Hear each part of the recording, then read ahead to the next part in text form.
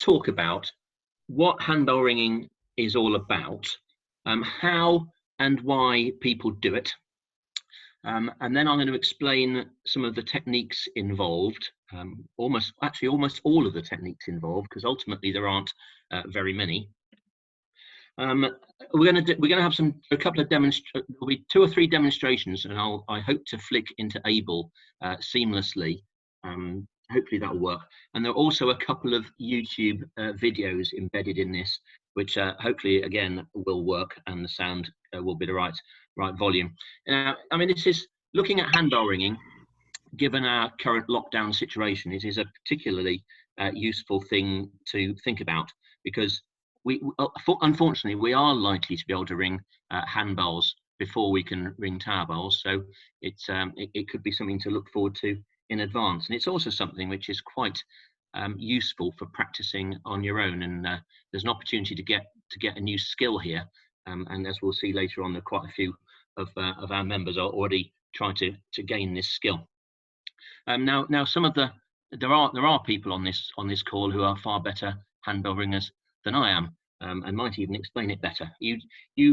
Well, I'm not a superstar handbell ringer. I'm a competent handbell ringer, and I can ring simple things. Some of these slides were actually put together by Tom Hinks, who is a sort of Jedi class handbell ringer. So I'm grateful to him for that. And we'll move along. Okay, so a few of the basics about handbell ringing for a start off. Okay, number 1. Now this might be obvious, but it might not be obvious. So handbell ringers are ringing the same methods. So I know there are people who do change ringing on handbells, and the people might ring tunes and carols at Christmas, but ultimately handbell ringers who are doing change ringing are ringing the same set of methods. There isn't a different suite of methods that you can ring on handbells from tower bells. Okay, so that's a good start. But your handbell ringers are thinking about them in a different way, and that's quite important. So same methods, but the way in which you think about them are different. The handbell ringers are using a slightly different set of tools in their toolbox to do the same thing.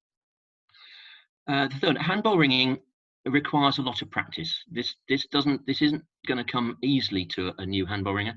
Handbell ringers are practicing in the background. They're practicing on their own. They're putting in the hours. They are studying diagrams, just like tower bell ringers, just like change ringers on tower bells are doing. There's no secret pill on this one.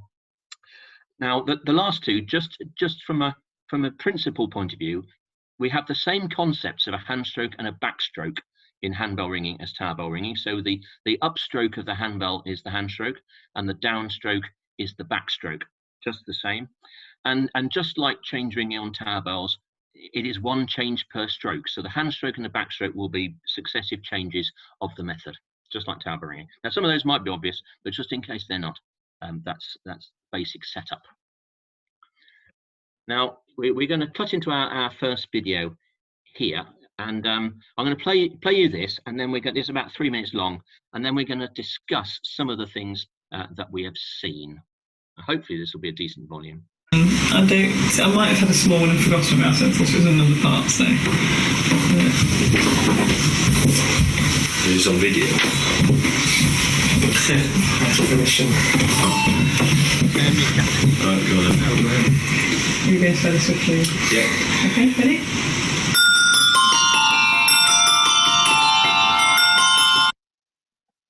Oops, sorry.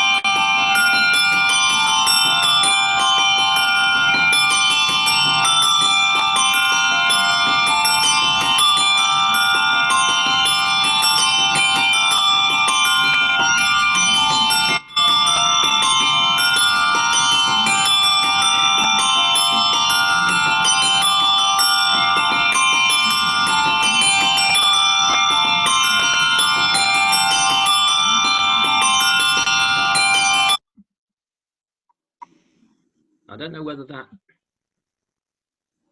Now I don't know whether that video came across. Did that video come across? I saw a few things on the chat list. Just. I think the video came across, Simon. I think a couple of people said there were some lagging issues. Okay, there probably are. I wouldn't be surprised if it, but hopefully we'll get the general concept for that. Because what I want you to use that is then to think about what some of the positives. So some of the positives at handbell ringing, some of which are clear from that video.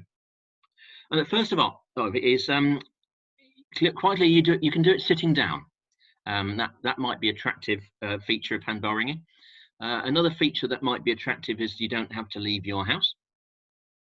And you only have to find half as many people. That can be a distinct advantage. That's actually quite an advantage with handbell bands who are doing things that are very difficult, in that you only need half as many people who can do it, which is an advantage. There's not that many people who can ring the thing that they were ringing then, but it's easier to find 4 people to ring it on handbells. You don't need to go to church. Now, obviously we might want to go to church, but the fact that you don't have to do it in a church gives you a bit more flexibility, possibly widens the audience slightly. And also it's easier to achieve a very high standard for various reasons. But you can get, I mean, there's one of the best ringers ever to have given up, a chap called Peter Townsend. He gave up organising tower bell peals because he didn't think it was possible to get perfect ringing, whereas he was continuing to ring handbell peals because they could be perfect. Right, things against handbell ringing, only relatively against handbell ringing, of course. It's not as sociable. You don't have the same concept of meeting your local band or 10 people or whatever, 15 people, and having a social event, or you don't tend to go on handbell outings or handbell ales. It lacks the physical activity of bell ringing, which is something that the physical coordination aspect is something people find very enjoyable, of course, of tower bell ringing as a skill. It's not the same physical skill. Obviously, you don't get to visit lots of nice places unless you visit lots of other people's houses. Some people's houses I've only seen inside because I've rung handbells there. You don't often go to the pub afterwards, although it's not unheard of by any means. As often a bottle of wine might be cracked open. It's only really about change ringing. There isn't a route into handbell ringing that sees you just thinking that ringing rounds or ringing chord changes is the be all and end all. Handbell ringing really is about change ringing on handbells, unless you want to do tunes. But hopefully you'll gain from this that actually the entry level is quite low, and it is quite an accessible thing to do, even for those people who are not yet skilled on tower bells. But then there's the big one, which I'm sure is scaring all those people who haven't tried handbell ringing yet. It's quite clear that you've got to ring 2, and there isn't an excuse. There isn't an easy way of doing this. You don't start learning to ring handbells by ringing 1. You do start learning to ring handbells by ringing 2. But as again, I'm hoping that by the end of this, you'll think that is not a problem. Okay. Are there any questions at this point? No. Nothing much on chat, so we'll carry on, and I'm sure some questions will come now, because the number one concept in handbell ringing is the concept of positions. We talk about the handbells being in positions. Positions, think of positions as standard patterns that a pair of bells follows. Now, by pair, we ring consecutive pairs. So on 6, somebody will ring 1, 2, someone will ring 3 and 4, someone will ring 5 and 6. And 1 and 2 are known as the trebles. All of a sudden we have more than one treble, because 1 and 2 are known as the trebles, 5 and 6 are known as the tenors. Orson was so annoyed by this concept at handbell practice 2 weeks ago that he stormed out. Anyway, there are 2 trebles, and you can get used to it. And what we're going to see over looking at these various patterns is you can build up to a course of plain bob minor only knowing 3 patterns. Okay, this pattern is the easiest of all, and it's the starting position when we learn handbell. So this is the position that the treble and second are ringing, and this is a course of plain hunt. And I'm just going to run through, and we'll run through this row by row, and we'll see what's happening. So you're sitting there with the treble, and it's a clockwise circle. So you're sitting with if you can picture yourself now sitting in that chair in your home, the highest bell, so the treble, is in your right hand. and the second is in your left hand. And the person sitting to your left has got 3 and 4, and the person sitting to your right has got 5 and 6. So you say up, down, and off, and you start ringing. So the first thing that happens is your bells cross over. So the second leads, and the treble goes into seconds place. So you've still got consecutive bells, hand stroke, 2-1. And what happens is the second leads again, but the treble carries on up. At this point, you've got 1 bell in between your 2 bells, and it's the 4th. Move on to the next hand stroke. We've now got second moving into seconds place. The treble has now got a 4th place. Now notice that there's still 1 bell striking in between your 2 bells, and there's 1 bell in before your first bell strikes. So you're now ringing in seconds place and 4th place. That stroke, you're ringing in 3rd place and 5th place. There's still 1 bell in between, and there's 2 bells strike before your first bell. Next hand stroke, if your bells are at 1 position later in the change, there are now 3 bells before us, then your first bell, your left hand, then 1 bell in between your bells, and your last bell is in 6th place. So we've spent the first part of this lead of plain hunt systematically our 2 bells moving later in the change, and always with 1 bell in between. Okay. Now when we get to the back, when the treble gets to the back, you get squashed. So the treble does its 2 blows in 6th place, and the second comes up and meets it. So our bells there, 6, 5, 4, 3, 2, 1. Our bells are together, and then the next row, our bells cross over, because the second takes the treble off the back, and we get 5, 6, 3, 4, 1, 2. And then you sort of reverse what we've done. So in the second half of the lead of plain hunt, our bells are systematically getting earlier in the row. So then the next row, we've got 3 bells before us, then the treble, then a bell in between our 2 bells, and the second comes in last. Next row, we've got 2 bells in front of the treble. We've still got 1 in between, and we don't really care what happens after us because we don't get. Move on. We've now got 1 bell in front, still 1 bell in between. And by then, we've got the treble leading at hand stroke. We've still got 1 bell in between, and our other bell in thirds. And then right at the end, it comes round, and our bells come together. So there's a pattern. There's clearly a pattern. I hope you see there's clearly a pattern. In that our 2 bells are what we call coursing out to the back and coursing back. And the key thing is that there's always 1 bell, apart from when we hit the beginning and hit the back. You've got 1 bell striking in between your 2 bells. And what we're always thinking is, really, you're not necessarily thinking about 2 lines and thinking, oh, I've got to do this with the treble and I've got to do this with the second.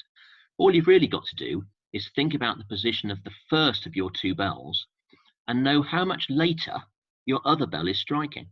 So you're just thinking seconds, thirds, 4ths, 5th place, and your other bell is coming in 2 blows later. So that's basically, and now we're going to see 2 other positions and see, although they're slightly harder, it's still the same concept of 2 bells and the distance between them. For this, I'm going to flick out for a moment, and we're going to go into, I'm going to go into Able. Hopefully, I click on New Share, Able, Share. Aha, right. So hopefully you can now see Able, and we've got it set to plain hunt on 6, appeals 240, so it's good speed. So I'm going to let this run. I'm going to pretend we're look at 1 and look. We're basically going to look at 1 and 2, and see if you can see how when it says go plain hunt, you'll see them. The sound might be slightly delayed, and I don't think there's anything I can do about that. But hopefully you'll see that the 2 will lead, and then there's 1 bell ringing in between our 2 bells until they get to 5th and 6th place, and then it reverses and they come back. So we'll just watch this.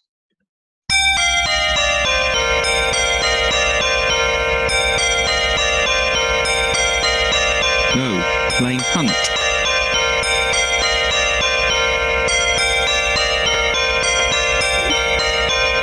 Second place, 4th place, 3rd, 5th, 4th and 6th together.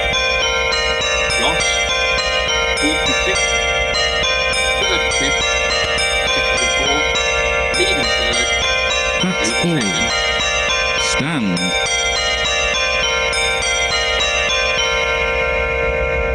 And there you can see the path that they've mapped out. There is just the same pattern as we had before. I'm going to go back to that presentation. Okay, we're ready to look at the next position, which is called the 3-4 position, also known as the opposites. And again, we're going to look at this row by row and get a feel for how our bells are working relative to each other and relative principally to the bells before and between our two bells. So we're starting off, we're ringing the third and the fourth. The third is in our right hand, fourth is in our left hand. And someone says go plain hunt, and the first row we cross our bells over. Fourth rings before the third, 2 1 4 3. There are still two bells before us, and our bells have stayed still in 3-4 but swapped. So we say what we'd say there is cross. So we've crossed our bells over. At backstroke, our bells start to get further apart. As the fourth comes down into seconds place, the third goes up into fifths place. So there are now two bells between ours. So one bell rings before, two bells ring between, and our bells are striking in seconds and fifths. So they're diverging. Next hand stroke, one of our bells, the fourth, leading. Then we wait for all of the other bells to strike, 2 6 1 5, and our other bell, the third, is in sixth place.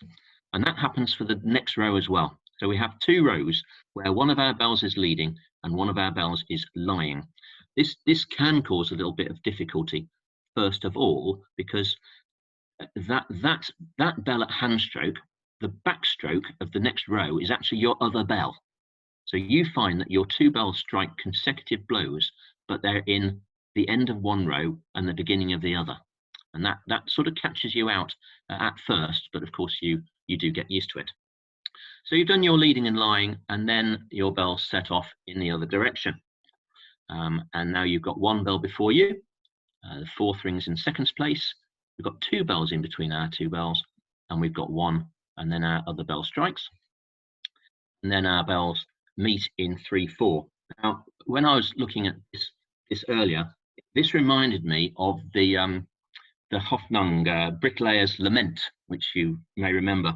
This is if you imagine, this is the barrel full of bricks at the top that's just got dislodged, and this is where your bricklayer is, and the bricklayer sort of starts to come back, and then halfway up meets the barrel coming the other direction, receives a severe blow on the shoulders. That's what it reminded me of.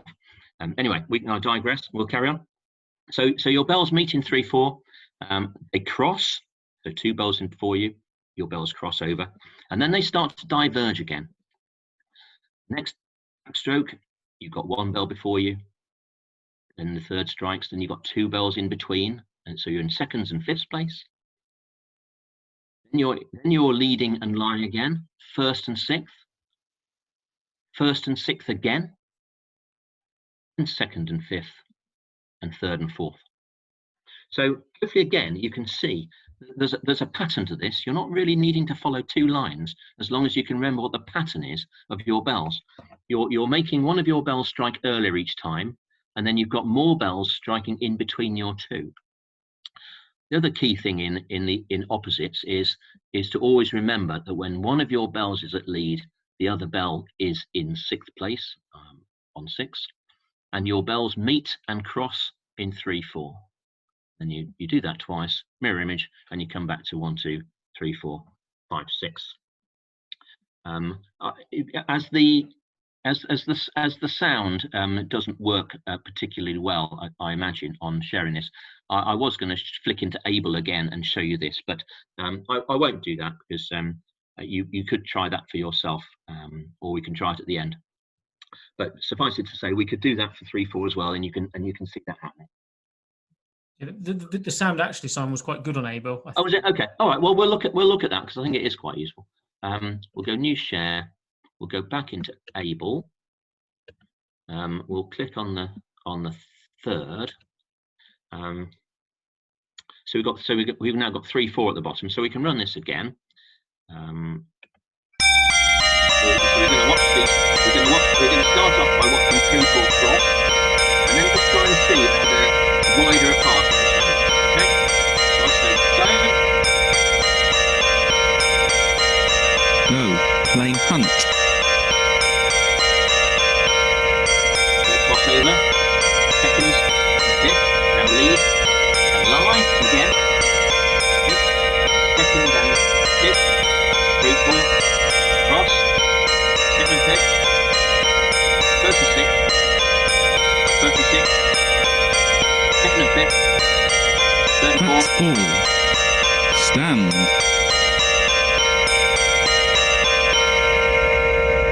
And there you go. So we'll go back into the presentation. Okay. So we know now we're going to go on to the final and probably the hardest position to get when you first try this. Certainly the hardest to practice, but once you get it, it becomes some people's favourite. This is the only time practicing the 2-3 position is the only time you tend to ring bells that aren't pairs 1, 2, 3, 4, or 5, 6, because it's easier just to start with 2, 3. So if we just have a look at what happens to the 2-3 position. So you've got you've got the second in your right hand, third in your left. So we start off, the second leads and your bells immediately diverge. So the second leads and the third goes up into fourth place. So you've got 2 bells in between. You're ringing first and fourth. In the next row, you're ringing first and fifth. And at that point, you've got 3 bells in between your pair. Then they go up 1 notch. So you've now got 1 bell before your first bell. You've got 3 in between your 2 bells, and then your other bell comes in last. So your bells are ringing in seconds and 6th place. At backstroke, you ring in thirds and 6th place, so they've started to come together. And then as 1 bell leaves the back and your other one carries on, you meet in fourths and fifths. So 3 bells before you, and this is called crossing in 4-5. So you cross in 4-5, you ring the bells in 4-5 the other way round, and then from that point on in this lead, you think about the other bell striking first each time. And what I always tell people when they're learning handbell ringing is you concentrate on the bell that's striking first. Just you're fixated with that, because that bell will strike first until you cross your bells over, provided you don't cross your bells over by accident. So one of your bells is first, the other comes in later, and it's just a question of remembering how much later it comes in. So we carry rolling this on. One of our bells is hunting down to lead. The other one is at the back, so we ring in thirds and 6th, then seconds and 6th, and then as your first bell leads, the other one comes off the back. So then you've got a bell leading, and you've got a bell leading your first and 5th, still 3 bells in between. First and 4th at backstroke, 2 bells in between, and then as your first bell comes off the front at the lead end, you're in seconds and thirds place. And then you cross your bells in what we call cross your bells in 2-3, and it comes round. So again, it is still a pattern. You've still got it's quite a nice pattern. You're crossing your bells in 2-3 and 4-5, and when you're hunting, you have 3 bells in between. So that's the 2-3 position. And first and fourth, first and fifth, second and sixth, third and sixth, cross in 4-5. Okay, we won't watch that one. Now what we're going to do is have a look at how we put that together into a course of plain but minor, as if we are ringing it on the treble and the second. We're ringing it on the trebles, okay? And what I want to do is I want to look at each lead in turn, and if you want to unmute people, Arthur, I'd like somebody who has not touched a pair of handbells, who's not tried to ring anything on handbells before, to identify and say what position, which of those 3 positions are the bells in the first lead of plain but minor if you've got 1 and 2 in your hand. Okay, you are unmuted.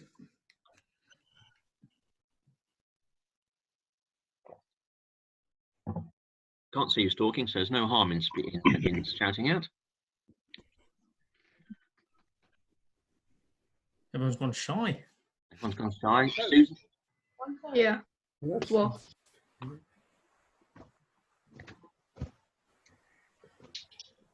Anyone going to say we're in the 1-2 position? 1-2, yeah. Yeah, 1-2. Yeah. I think it was so obvious. It was so obvious. No one bothered. No one bothered to say. So we're in the coursing position. 1-2. Treble is coursing the second. The second is coursing the treble for the whole of the first lead. Now, of course, when we get to the end of the first lead, what causes us not to ring plain? What causes us to ring plain bob is, of course, this place notation at the lead end of 1-2. So which causes the second to dodge.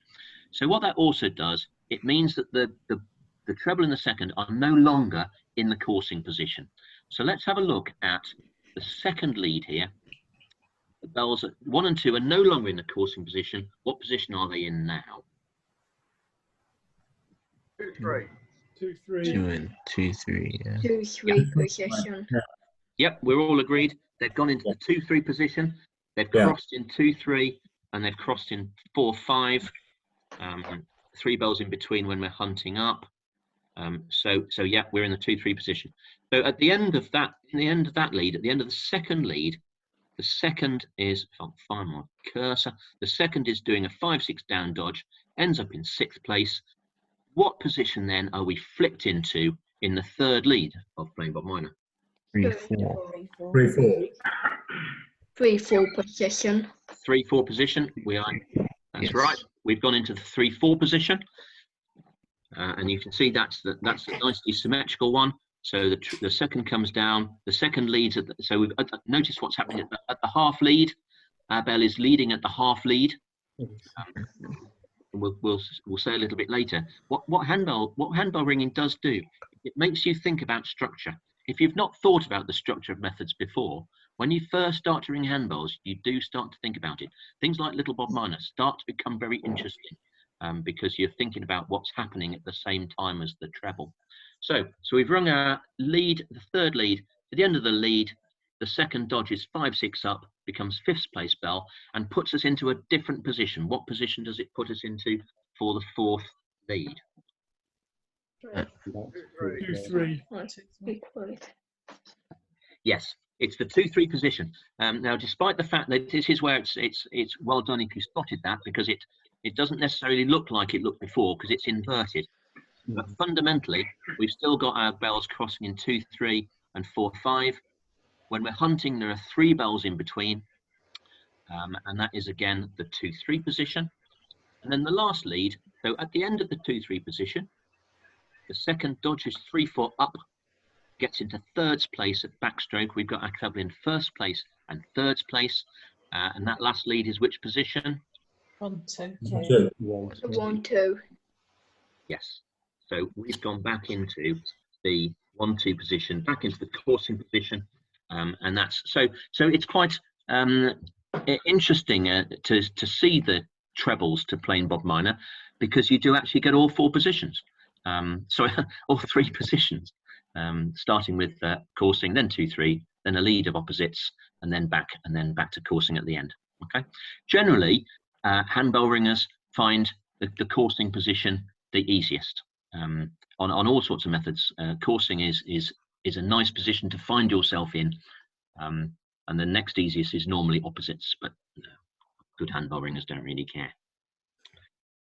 The other bells, so when you get onto ringing 3-4 or 5-6, you're not actually ringing any different positions to that. If we just have a look, at the first lead of Bob Minor, for instance, if you see how the 6th is going straight in, the 5th is making 6 and then going straight in. They cross in 1-2 and then both head out. So the tenors are coursing in the first lead. If you study this, if you take this away and study it, you'll see the tenors are coursing in the second lead as well. What's happened though, and what makes it slightly more difficult, is that both your bells are going to be affected by the lead ends.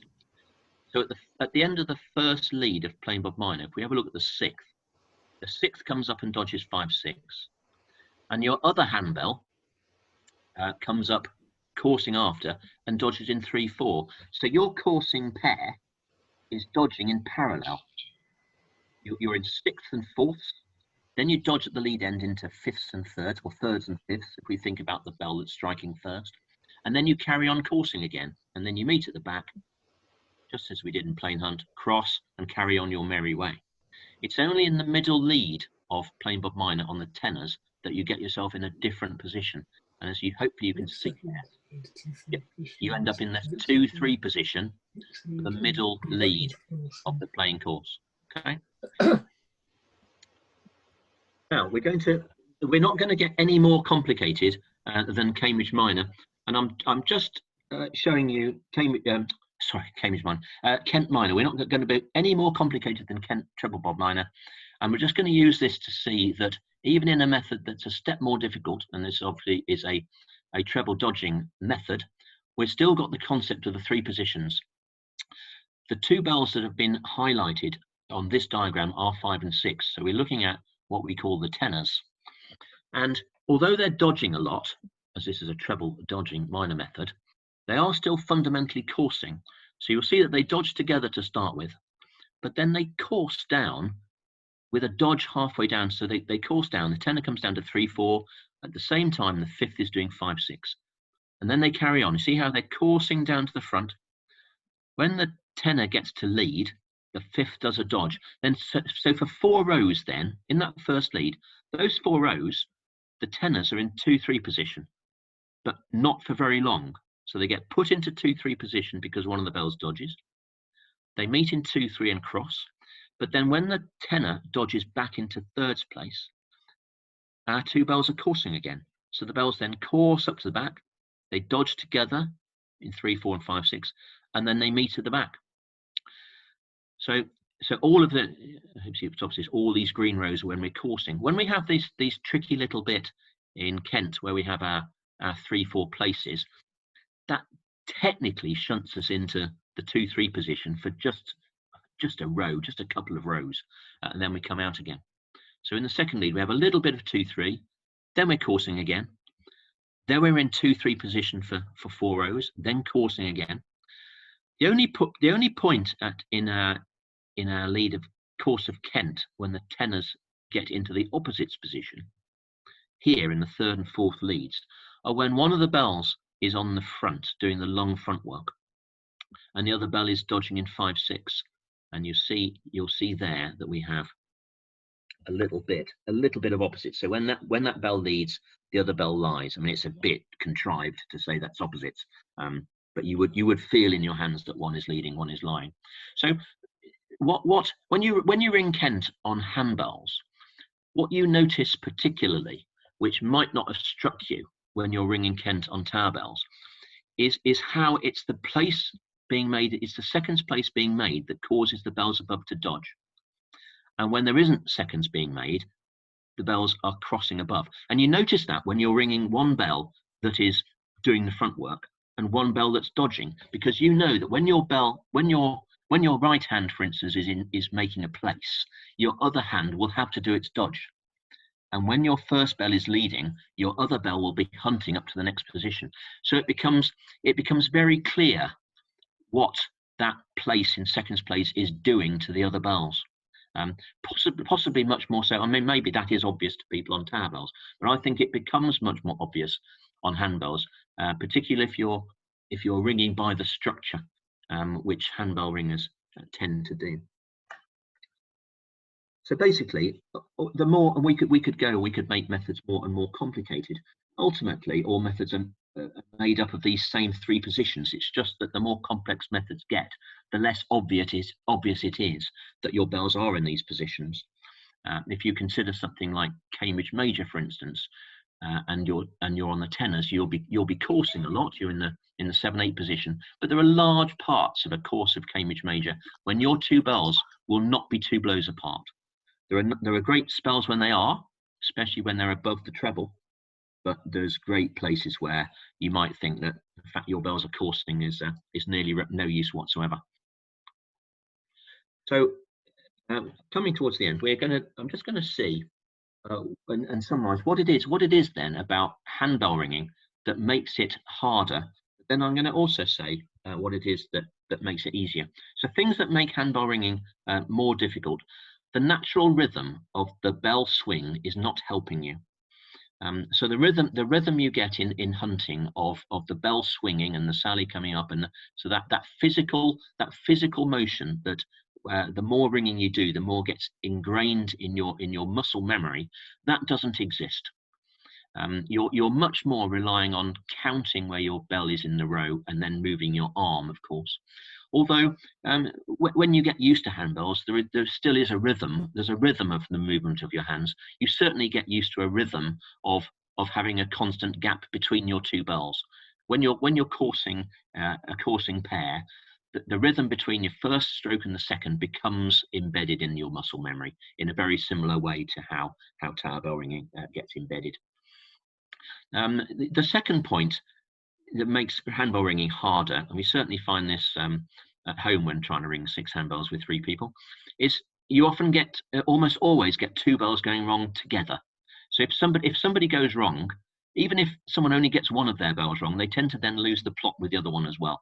So if you're only ringing with 3 people and one person goes wrong, all of a sudden a third of your bells are wrong. Which leads me on to the third point, which is connected with that it's also very much harder to conduct, or more difficult to conduct, because you're talking to somebody but you're trying to talk to only one of their hands, and as you can imagine, that's really quite difficult. And you can wave your handbell at a particular hand, and that tends to be how it works, but it's difficult to say out loud which hand somebody is supposed to be, and sometimes people can't remember which bell is in which hand. When if you think, you can just imagine, I'm sure.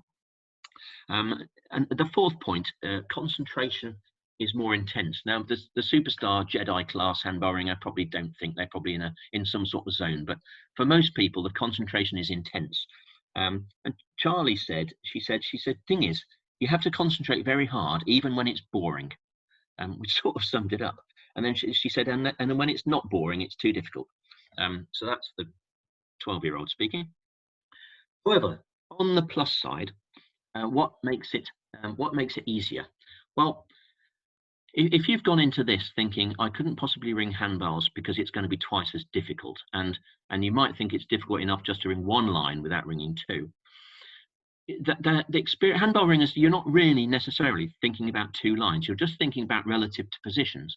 In all of those positions we saw in Plain Bob Minor, you can get away with, as long as you know which position you're in, you can get away with getting your first bell in the right place and then just counting 3 blows or 2 blows for your other one. So you're only thinking about the relative position of 2 bells. You don't actually need to learn 2 blue lines. You're just learning a pattern. So it's definitely, ringing 2 bells is definitely not twice as hard. And in some respects, you could say it's almost the same. It's very pattern driven. The other thing, which I think is very significant, is that when you're ringing handbells, and ringing methods on handbells, you aren't at the same time having to worry about actually ringing a bell. Now, for experienced handbell ringers who maybe have been ringing many years, who are also experienced tower bell ringers, experienced tower bell ringers don't tend to be worrying about the physical action because you've been doing it for years, it's ingrained, and you can concentrate on the method. But those of us who teach ringing, we are very aware that when you're in your first steps of doing plain hunt on the treble or ringing bob doubles on the second, you are still thinking about the physical motion of ringing that bell. So you're worrying about something at the same time as trying to learn something new. It's not the same on handbells. You're not worrying about, will I catch the sally or not? You're just, the worst thing that can happen, I mean, there isn't anything bad that can happen. I was going to say the worst thing that can happen is you drop your handbell, but that, to be honest, it doesn't happen. So there's no risk. So I think that is significant. You're not, and also just in the whole striking, when it comes to striking, it's easier to strike handbells well. You don't have this complication of the relative size of wheels causing rope sight to be difficult. There's no, the tenor on handbells isn't more difficult to follow than the treble. You don't leave more gap over the tenor than the treble. You leave exactly the same physical gap between the motion of a handbell from the people sitting opposite you. So it's just rhythmical. So that makes it easier. That's why it's easier to get very, very good handbell ringing with a less experienced band. Now, the next slide, this may not come across very well. So when you get this, if it's shared later, you can possibly watch this again. Oh, this is actually a clip you can find on YouTube if you search for Ancient Society College U's 308th anniversary dinner. It's quite a popularly watched touch. You'll see there that Michael Wilby is ringing 11-12, and the person ringing 7-8 there in the middle, Tom Hinks, he's the person who put those diagrams with the positions on and all the dots. He produced those painstakingly, so I'm very grateful to him. So I'll just play a bit of this, and you get the gist for what ringing on 12 handbell sounds like.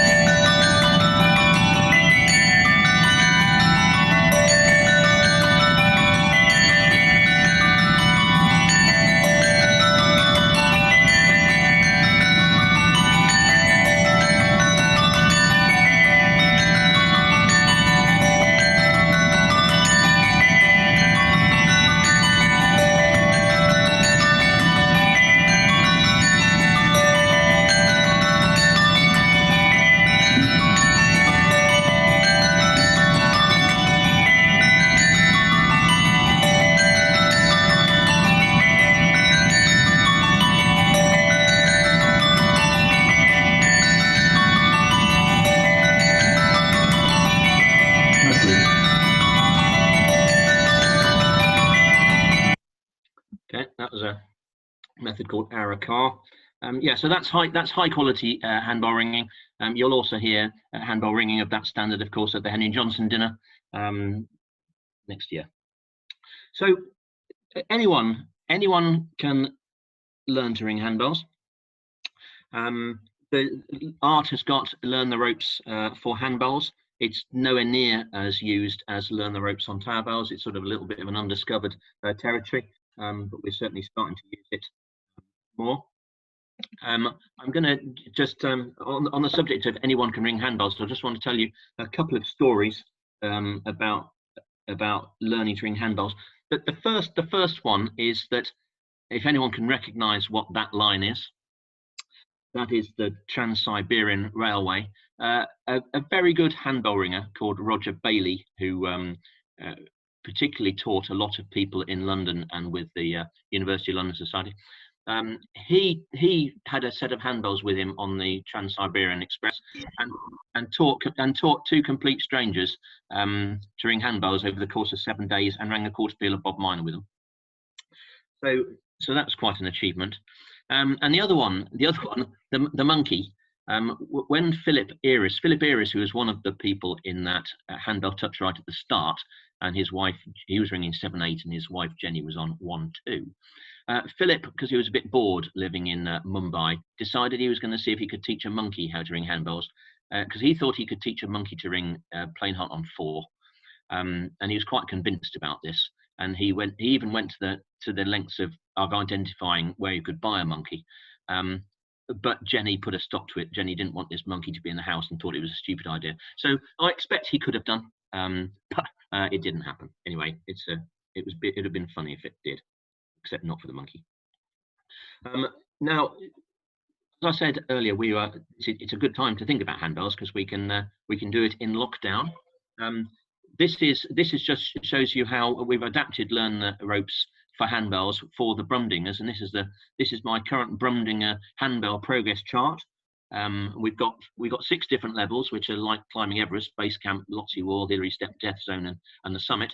And this, okay, Charlie had started ringing handbells before, and Kunal rang a bit.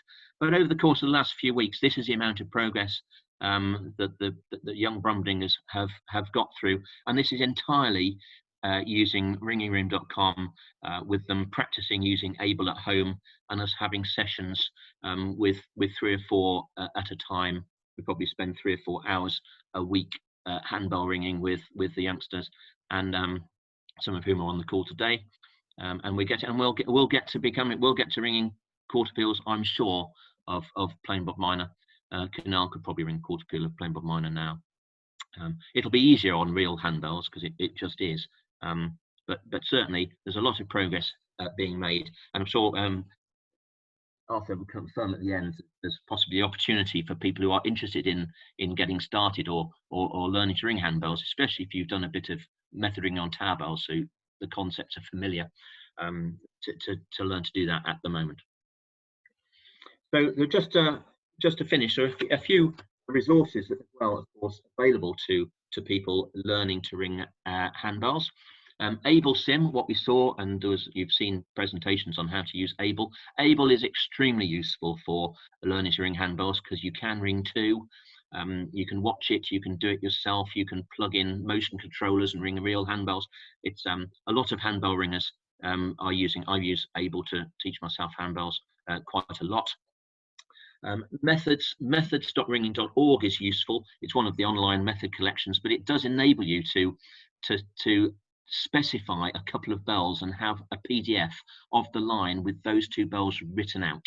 So if you want to learn 5/6 to Cambridge Minor, you can go there, ask for 5/6 and get yourself a PDF with 5/6 written out.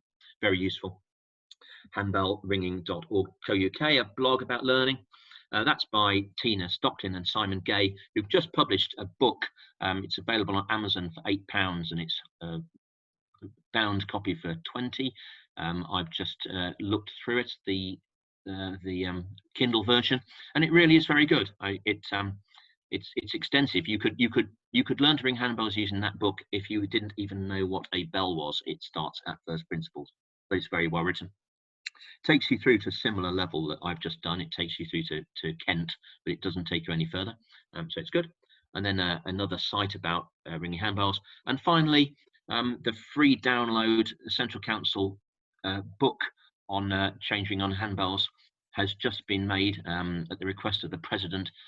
Has just been made a free download because we can't charge people £2.50 for this. Let's just get it out there. So that's actually a very good introduction to changing on handbells, and I recommend getting that if you're interested in ringing handbells at all. So that's the end of the presentation. I'm sure we've got time before Great British Menu for those who want to ask some questions. I'll stop sharing my screen now so we can see each other. I'm sure Arthur can take over the questions, but I hope that's given you some inspiration. And if there's one message to take away, it's if you thought you were never going to ring handbells because it's hard enough ringing 1, it is not twice as difficult ringing 2. It just isn't. And all those who tried this, and the Brumdingers who've tried it, there are Brumding on that sheet I showed you with people ringing plain Hunt and even plain Bob Minor. Susan, who's on the call, she's rung 3 leads of plain Bob Minor, as has Elizabeth, who have not rung plain Hunt on tower bells yet. They will ring plain Bob Minor on 2 bells before having plain hunted on tower bells. Okay, it's young minds, etc., but it's not that hard. Thank you very much, Simon. I think you've helped to demystify ringing. I think when I see handbell ringing, it sort of feels like a bit of a mystery, but in demystifying it, I think it's even more sort of extraordinary in many ways. So I hope people found that really interesting. I think when they did, and of course, what you really meant, Simon, when you said about seeing handbell ringing at next year's Henry Johnson Dinner, was that you could have seen it at this year's Henry Johnson Dinner as well. Yes, obviously. I'm just gonna, before, I've got a couple of notices to give, but before we do that, before I end the recording, if anyone does have any questions, I'm sure Simon will be very happy to take them. He's just mentioned that. Again, you can unmute yourself. So if you do anything, either type into the chat box quickly or ask now, and then I'll end the recording. And there's a couple of notices. Any questions? Any thoughts? Are they quite expensive to buy? Because I was thinking maybe it's something me and my husband could have a go at together. Handbells, to buy real handbells, buy Yeah. real handbells new, they are quite expensive. Okay. To buy the second-hand sets come available on eBay, etc. But you're still Okay. talking, it's not a cheap thing. Okay. Yeah. Thought it might be something nice that we could do together. There are lots of rings. There are lots of rings of handbells in towers that do not get used very much. Yeah, I think we've got a couple of boxes at our tower that. Well, that's the ones to go for. Yeah. Yeah. Yeah. Super. Thank you. Okay, I think thank you very much. Janet's waving. Oh, Janet. I was just going to say that we've got the set which we're up the tower at Harborne at the moment, and Rose and I have been ringing them, and it'd be quite nice to try. I wouldn't mind being a host for some sessions using those after lockdown. Mm-hmm. If people want to, it'd have to be on a basis that we have limited numbers really that we could have at a time. Obviously, that's the thing with a handbell practice. Yeah. But if people are wanting to perhaps have a regular session, a beginner's session after lockdown, I'll be quite happy to host those. I probably need some more experienced people to help me. But the bells are there, and which were given to us, so we could use them really. Thank you, Janet. And it's almost like we rehearsed this, because that leads really nicely into another message I have. I think we're handbell ringing is probably the first thing really that once it is safe to do so, will be the first thing that we can go back into doing safely once government restrictions are lifted further. I know Simon, for the Central Council, will be issuing guidance on that, in due course. Yeah. But I think obviously handbell ringing will be the first thing really that becomes the thing we can do. And Alistair has kindly agreed to offer some sessions on ringing room for people who, again, might be interested as a precursor to what Janet's just offered. Again, people who perhaps can already play and hunt might be interested in doing some stuff on ringing room. So if you are interested, email the smgcbr@gmail.com website, email, sorry, and I'll pass your details on to Alistair, and we'll hopefully get something set up then.